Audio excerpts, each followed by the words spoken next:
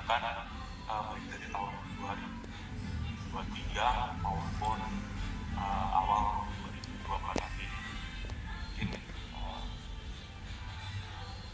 Mungkin kepada intinya tentang kasusnya agar nanti juga dibukakan terkait aturan menteri perdagangan nomor 4 tahun 2023 ini. Tapi sebelum saya mulai ingin memperkenalkan diri ya. Memang betul saya dari Kementerian Perdagangan, tapi sejak tahun 2019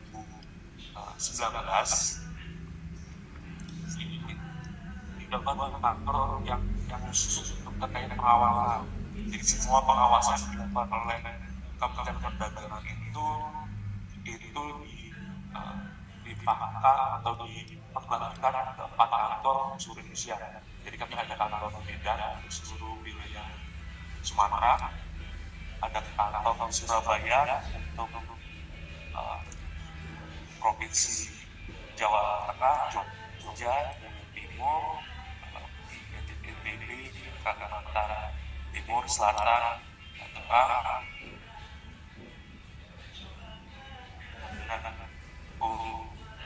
BPN Makassar untuk wilayah Sulawesi, Maluku, dan Papua. Sedangkan untuk wilayah Jawa Barat itu kantornya di Bekasi. Jadi kita menyebutnya Bagian Selatan.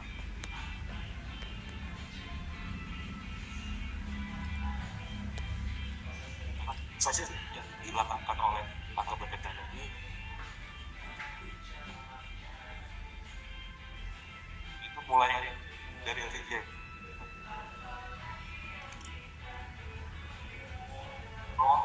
sampai tata niaga seperti pupuk bersubsidi yang diatur sesuai dengan SFPI, kesesuaian alat DPD maupun yang sedikit bahan dan jadi yang langsung intinya materi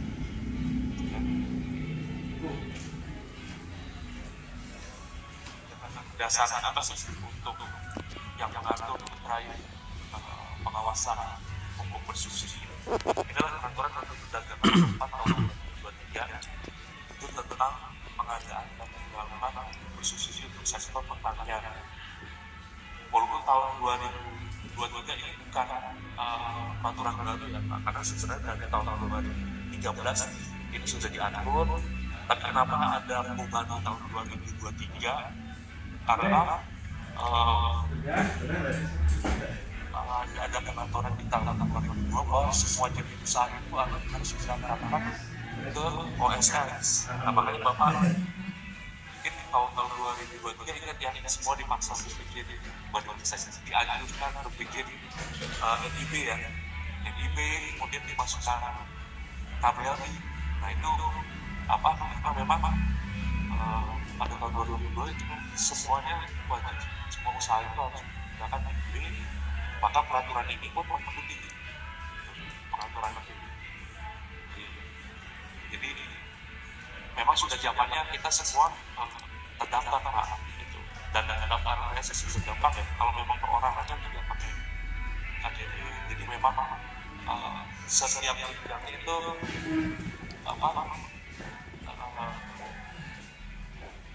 kalau dari hal kecil memang dia usaha kecil mudah. Kemudian kalau memang dia usahanya menengah atau tinggi, tentunya kan ada usaha-usaha itu yang harus dipenuhi dalam membuat itu memang harus di. Jadi dasarnya pengaturan terkait pengadaan maupun penyaluran dari peraturan untuk perdagangan ini Pak. Jadi ini yang mengatur. Jadi kalau misalnya Bapak tanya gimana sih apa sih yang harus saya paham semua dan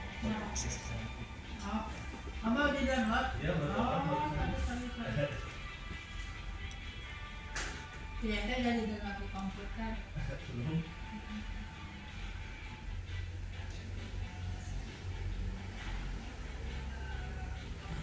ke kesehatan dunia. Nah mungkin pertanyaan Bapak, ini kalau misalnya saya mau diawasi, apa sih yang ditanyakan ke saya gitu. Jadi pada intinya Bapak Ibu semua gak usah khawatir kalau tidak ditangani baik dari tugas KP3 maupun dari kementerian, karena tujuannya itu hanya memastikan bahwa kegiatan penyaluran ini berjalan seperti manusia. Jadi yang datang itu intinya tidak akan mencari kesalahan. Kalaupun ketemu ada yang tidak pas, mungkin aja dia akan dikasih anjuran agar diperbaiki. Jadi nggak usah anti kalau ada petugas yang datang ke tempat Bapak. Nanti sediakan aja data-data yang diminta. Tanya apa sih Pak kira-kira yang diawasi, misalnya ada data petugas.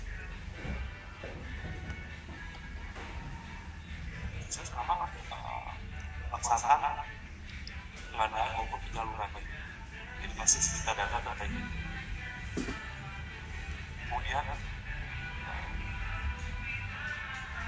pelaksanaan ini meliputi dokumen-dokumen yang harus ada, seperti kan SPJP harus ada ya, nilai itu tolong perhatikan. Kalau misalnya kadang-kadang poin ini sebenarnya SPJP sudah dilakukan, tapi saya belum dikasih Pak sama hukum Indonesia ini tadi ya, nggak harus berupa dokumen hardcopy ya Bapak Ibu. Kalau misalnya Bapak pegang soft copy nggak masalah, yang penting memang itu yang asli gitu Pak, memang tanda-tanda itu harus Bapak pegang, karena itu kan yang salah satu dokumen yang akan diperiksa.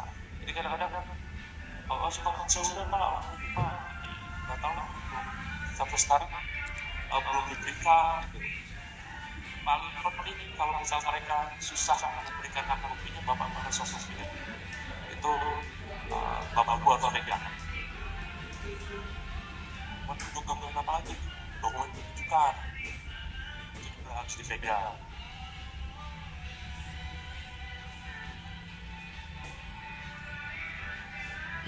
Kemudian dari penyaluran, kemudian laporan. Jangan lupa kita harus laporkan setiap kegiatan kita per bulan. Itu dilaporkan paling lambat akhir bulan berikutnya. Ketentuannya dari sisi dilaporkan kemana. Jelas pertama dilaporkannya ke tim itu. Kedua, untuk distributor itu harus melaporkannya ke dinas perdagangan baik di tingkat provinsi maupun kabupaten. Untuk kios, kemudian melaporkan ke dinas perdagangan baik kabupaten maupun dinas pertanian kabupaten kota. Nah itu ketentuannya. Terus mana Pak? Kan tahun ini sudah ada e-boomer Pak. Katanya saya harus cuma laporan sekali. Nah ketentuan peraturannya seperti itu Bapak Ibu. Jadi walaupun Bapak Ibu sudah melakukan pelaporan ke e-boomer, tetap harus melakukan pelaporan tersendiri pada yang saya sebutkan tadi.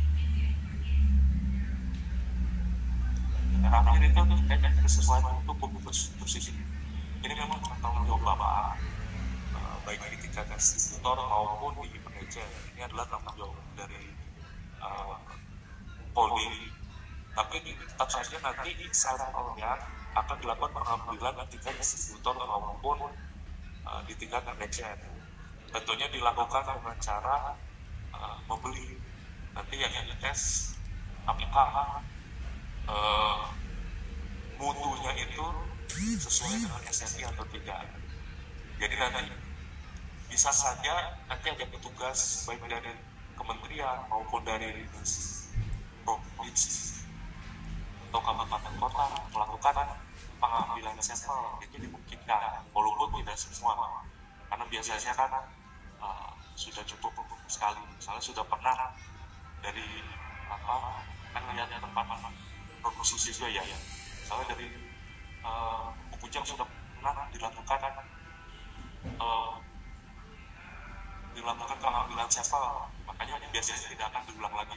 Jadi tidak serta-merta petugas ketika datang melakukan pemeriksaan atau pengawasan akan melakukan pengambilan sampel tersebut. Akan kalaupun mereka mengambil, memang itu sudah tugas mereka juga. Itu harus dipahami juga ya.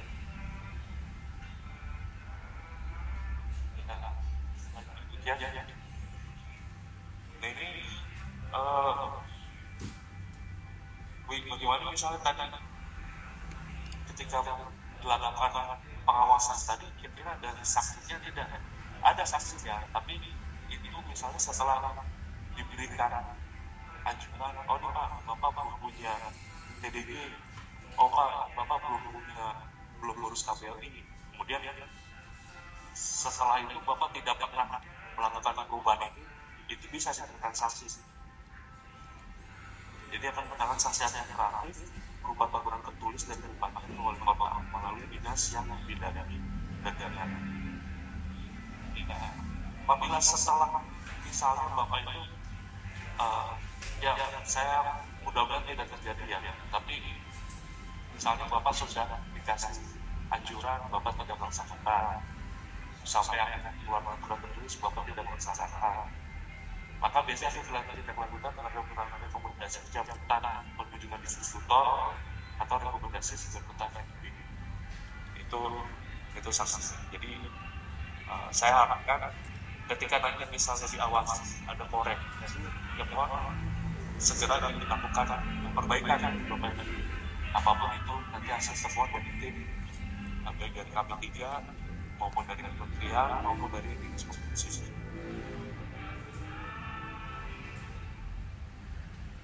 Ini mungkin Bapak Ibu yang khususnya distributor sudah tahu ya, ini memang yang diminta sama ini biasanya ini biar nanti penguasaan undang surat keterangan dan saksinya gitu.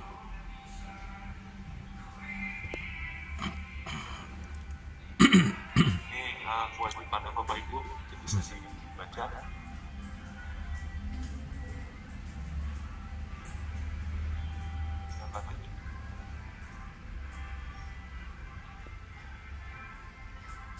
Kain meja atau kios. Jangan lupa KPLI-nya yang harus dimiliki distributor itu 4663, kemudian kios atau meja itu 4773. Itu IP-nya harus ada.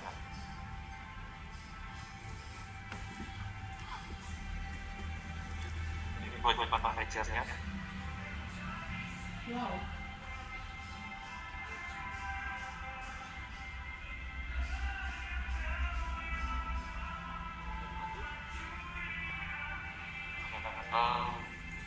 Jadi sebelum saya nanti menyampaikan pertemuan hasil, saya juga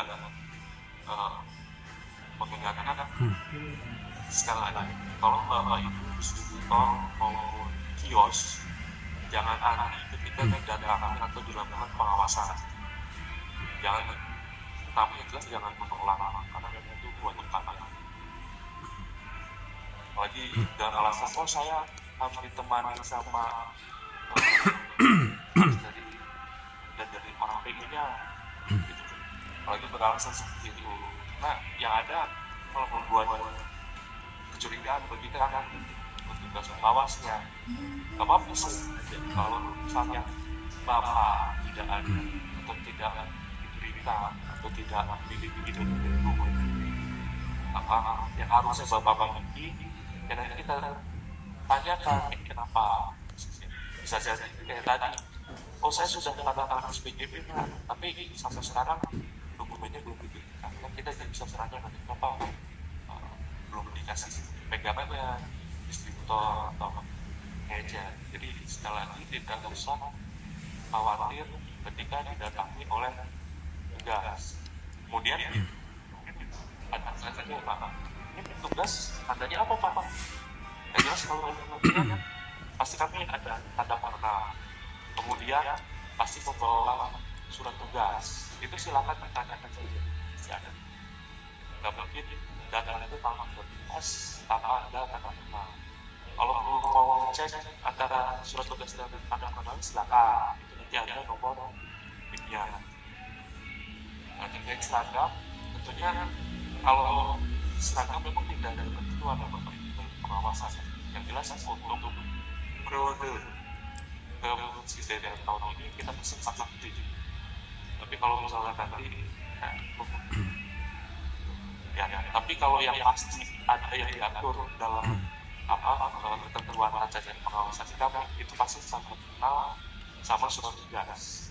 Begitu juga nanti kalau teman-teman juga datang ada ketentuannya, itu pasti surat tugas pasti ada, tanda hormat juga pasti ada.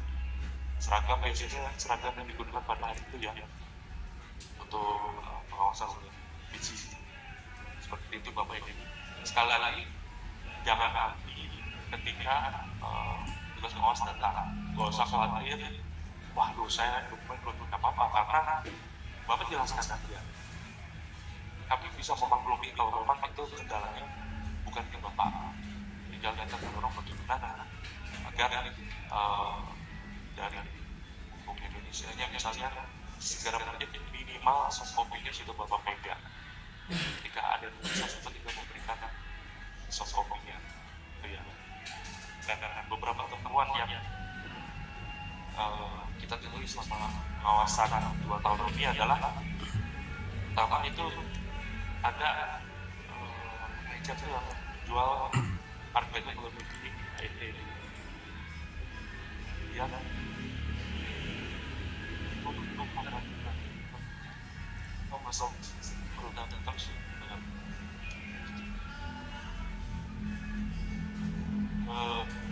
tidak memiliki ketersediaan stok. Ingat ya Bapak Ibu, khususnya di distributor bahwa ada kewajiban untuk stok minimal stok 100.000. Oh Pak, saya belum ada duit Pak membeli, dan lagi pula ini kan bukan musimnya tanam gitu. Ini kewajibannya harus masuk, tapi ada minimalnya sasaran. Gimana caranya itu? Ya, dan di SPJB setahun itu Bapak dapat bagi aja 52. Itu secara sederhananya. Jadi harus ada Pak minimal. Oh Pak, saya sebenarnya ada Pak, tapi pas Bapak berangkat baru aja ada yang beli, nggak masalah. Tunjukkan aja pembeliannya. Terus kapan Pak kira-kira Bapak akan melakukan pengadaan kembali? Misalnya ada yang CCTV. Bukan ada memang yang seperti itu. Jadi benar-benar karena cepat ya ininya jadi begitu dia diantar paginya, siangnya itu barang udah langsung diantar kembali. Ya, seperti itu nggak masalah, penting dijelaskan apa itu sosok dan apa kondisi sekali. Tapi itu jangan sampai sudah kosong seluruh minggu dengan alasan belum lusis tanam, Bapak tidak melakukan permudahan. Tetap stok itu harus ada minimal stok harus 1 minggu. Ya.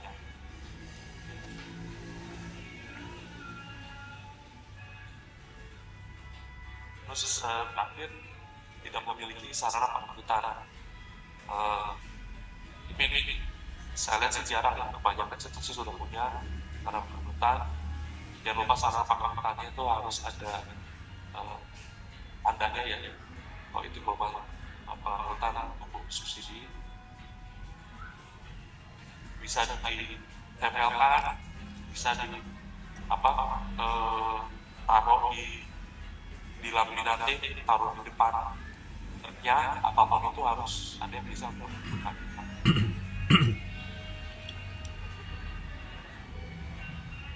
Kalau terkait pelanggan tersebut, kita sudah ada 2 kali memberikan usulan rekomendasi dan kemudian dari direktur tertib niaga pada kepala dan kota atau kabupaten. Kemudian 5 kali memberikan atau melakukan klarifikasi.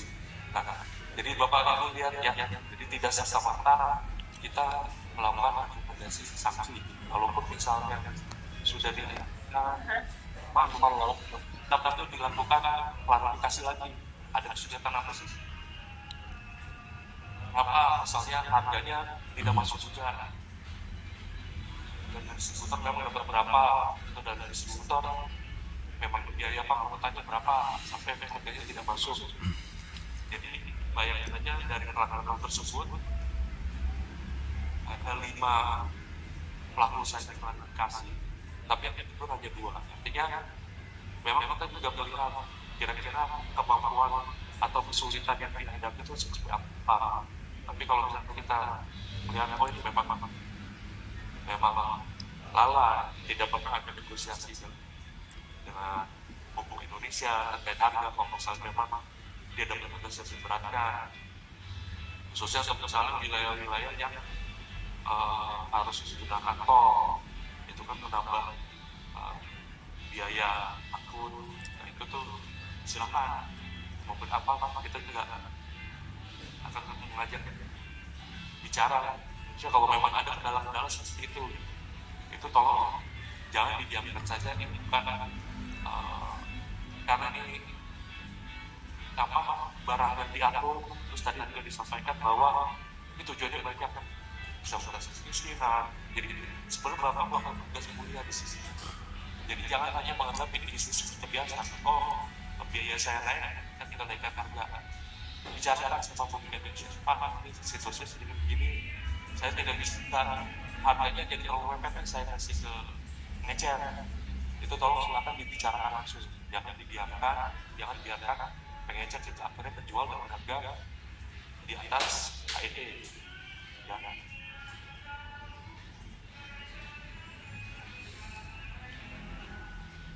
Nah ini beberapa foto untuk data pengawasan. Lanjut. Nah ini contoh ini lucu banget. Jadi pas gudang lini 3 itu penuh, Bapak lihat itu di gudangnya sampai ada yang keluar, gudang udah penuh sepanjangnya itu. Mobil-mobil ini juga penuh, tapi distributornya gudangnya kosong. Itu kan jadi janggalan ya. Itu mobil isinya fokus itu Pak belum bisa masuk ke gudang lini 3 ya. Tapi di distribusi pas kita cek kan nggak ada stok. Ya itu apa ya, kalau bisa jangan terjadi lah seperti gitu, khususnya di Jawa Barat. Ya mungkin itu saja yang bisa saya sampaikan. Silakan aja kalau misalnya ditanyakan.